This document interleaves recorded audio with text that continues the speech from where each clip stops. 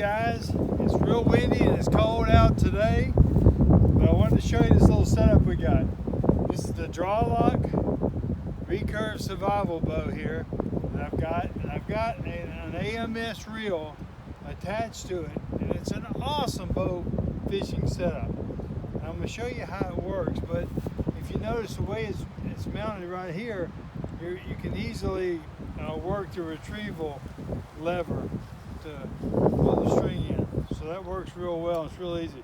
Very lightweight. It doesn't even weigh 5 pounds. It's just nothing to it. So it's pretty much a one size fits all unit. So I'm going to draw it back. It's got safety. It's got everything you need. All the bells and whistles. Let me show you. My hands are very cold.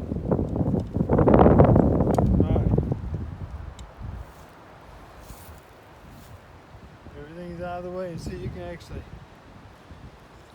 draw it up like that and shorten your strain. All right, here we go. Nice and